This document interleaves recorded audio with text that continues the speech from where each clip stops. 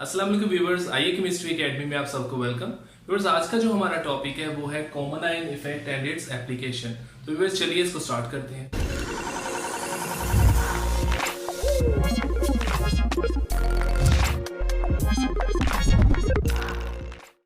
Viewers, common ion effect को समझने के लिए हम सबसे पहले डिफाइन इसे कर लेते हैं और डेफिनेशन इसकी हम अगर लिखें यहां पे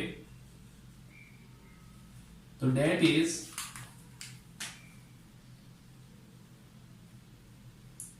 separation or decrease in ionization of a weak electrolyte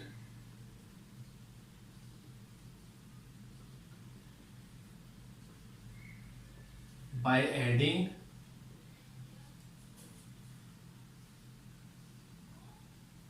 a common ion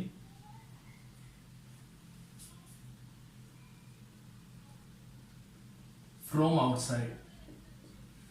इस डेफिनेशन की अब हम देख लेते हैं कॉमन एग्जांपल और इसकी एक्सप्लेनेशन। तो इसको हम एक्सप्लेन कर सकते हैं with the help of purification of NaCl। बस NaCl के इम्प्योर सैंपल को हम किस तरह से प्योरीफाई कर सकते हैं, इसमें हम ये देखेंगे कि फर्स्ट करें हम NaCl को वाटर में डिसोल्व करते हैं तो इस तरह से डिसोल्व होगा। NaCl सॉलिड फॉर्म में था, जब हमने इसको डिसोल्व किया तो ये बन गया Na in aqueous form plus Cl minus in aqueous form. अब ये तो हो गया NaCl। अगर हम इसका इक्विलिब्रियम कांस्टेंट एक्सप्रेशन भी लिखना चाहे तो हम इधर लिख लेते हैं साथ में Kc for this reaction becomes sodium ions molar concentration into chloride ion molar concentration divided by NaCl molar concentration.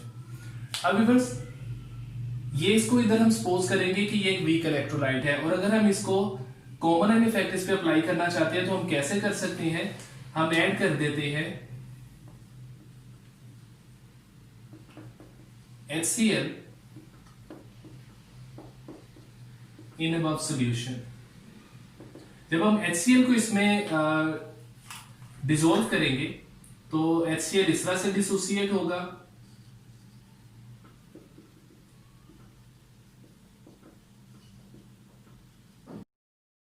तो जब हम HCl को डिसॉल्व करेंगे तो अब देखिए कि ऊपर वाली इक्वेशन में Cl और ये जो HCl में मौजूद Cl ये हो गया कॉमन आयन।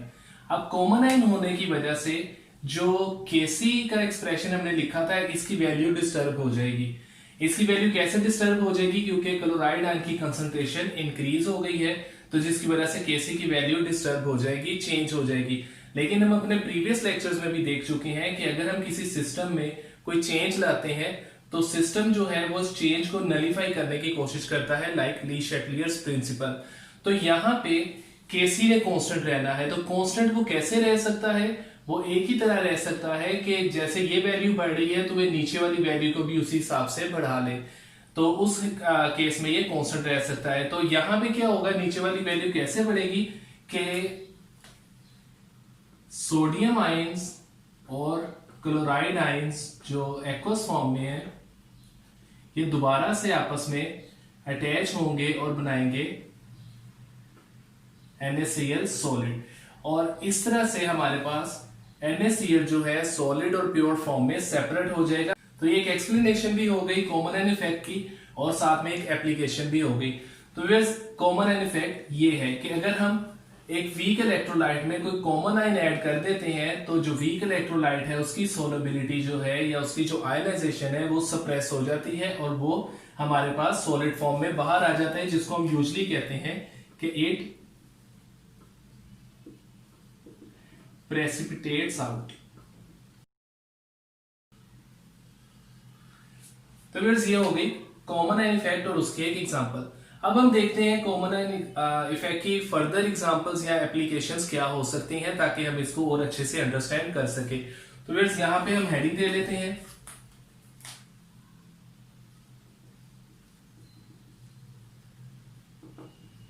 एप्लीकेशंस, और जो फर्स्ट एप्लीकेशन हम यहां पे डिस्कस करेंगे that is separation of solubility of KClO3, और इसको हम यहां पे करेंगे बाय यूजिंग KCl। तो फिर इसको भी हम इसी एग्जांपल की तरह एक्सप्लेन कर सकते हैं। हम सबसे पहले KClO3 की आयनाइजेशन की इक्वेशन लिख लेते हैं। KClO3 को जब हम डिसोल्व करवाते हैं वाटर में तो ये बन जाएगा K plus plus ClO3 minus, और इनकी स्टेट साथ में हम लिख लेते हैं, ये आगे एक्वस फॉर्म है। अब अगर हम KClO3 की जो आयनाइजेशन है या जो सोलबिलिटी है उसको सप्रेस करवाना चाहते हैं, तो जो कॉमन आयन हम यहाँ पे यूज करेंगे इस मकसद के लिए दैट इज KCl। KCl को जब हम एब्सॉर्ब इसमें डिसोल्व करवाएंगे तो ये बनेगा K प्लस और Cl माइनस, एक्वस फॉर्म, ये सॉलिड फॉर्म। अब ऊपर वाली एग्जांपल की तरह ही हम इसको एक्सप्लेन करेंगे कि यहां पे क्या होगा, कॉमन आयन है हमारे पास पोटेशियम आयन, तो हम इधर लिख लेते हैं K plus is common ion, और Kc के एक्सप्रेशन की वैल्यू को कांस्टेंट रखने के लिए यहां पे क्या होगा कि जो लेस सॉल्युबल इलेक्ट्रोलाइट है वो दोबारा से प्रेसिपिटेट आउट होगा। तो यहां पे हमारे पास इक्वेशन ऐसे बनेगी कि K plus plus ClO3 minus, they again join together to form KClO3 in solid state, और इस तरह से हमारे पास हो जाएगा प्रेसिपिटेट आउट। तो वैसे ये एक और एग्जांपल हो गई कॉमन आयन इफेक्ट की। बस इसके अलावा जो हम एग्जांपल यहां पे एक्सप्लेन कर सकते हैं और एप्लीकेशन इसकी देख सकते हैं दैट इज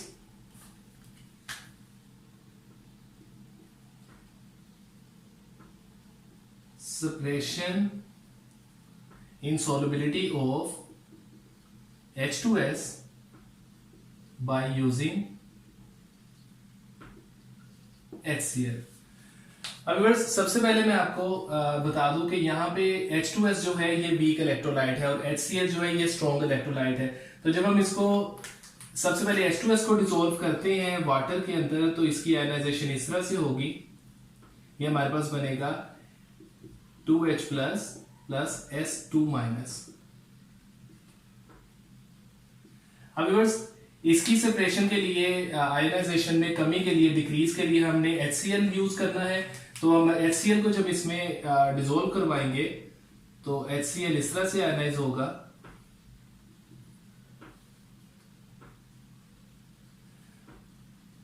अब मुझे उम्मीद है कि आप खुद भी देख सकते हैं कि यहाँ पे कॉमन आयन कौन सा है, यहाँ पे कॉमन आयन है हाइड्रोजन आयन। तो हाइड्रोजन आयन की कॉमन होने की वजह से हम इधर लिख लेते हैं वैसे कि H plus is common ion. अब यहाँ पे वीक इलेक्ट्रोलाइट है H2S, तो H2S जो है ये हमारे पास दोबारा से प्रेसिपिटेट आउट होगा इस तरह से कि ये 2H plus plus S minus 2 which are in aqueous form, they again combine together to form H2S।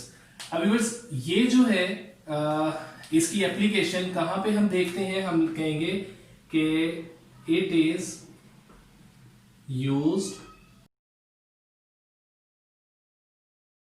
for identification of group 2 basic radicals in salt analysis where those basic radicals are precipitated out in the form of sulfides।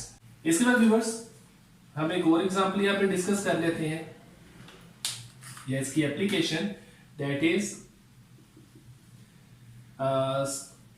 Decrease in ionization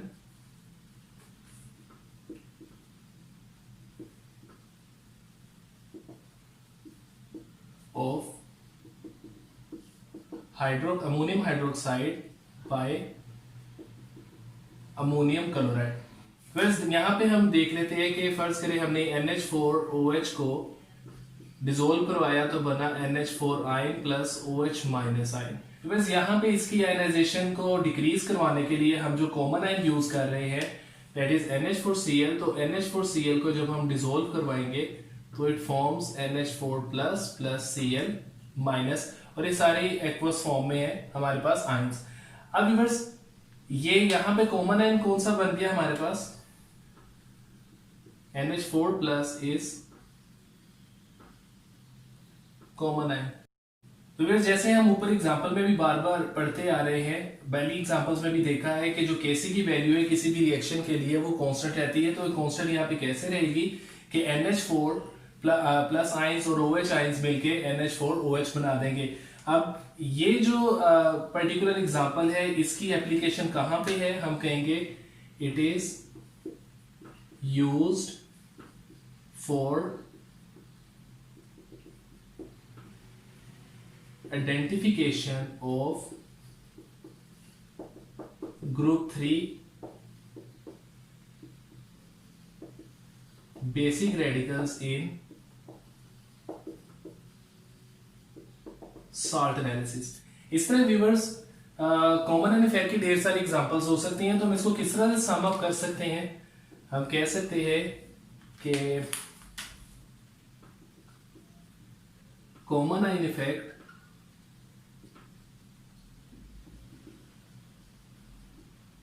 find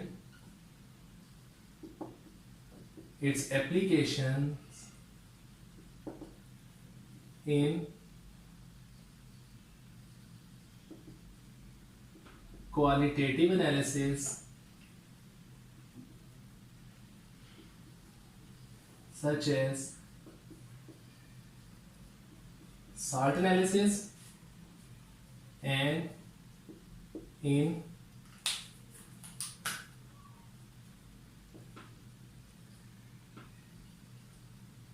preparation of buffer solutions। अगर ये buffer solutions क्या होते हैं इनको हम अपने next lecture में पढ़ेंगे। फ्रेंड्स आई होप कि आपको आज का लेक्चर कॉमन एंड इफेक्ट और उसकी एप्लीकेशन समझ आ गया होगा। फिर भी अगर आपको कोई क्वेश्चन या कंफ्यूजन हो तो आप हमें ऑनलाइन कमेंट्स में पूछ सकते हैं। आप हमारी वीडियोस को ज्यादा से ज्यादा वॉच, लाइक एंड शेयर कीजिए और हमारे चैनल आईए केमिस्ट्री अकेडमी को जरूर सब्सक्राइब करें ताकि हम इसी तरह ही नए नए लेक्चर्स और वीडियोस के साथ आपके सामने हाजिर होते रहें। अल्लाह हाफिज।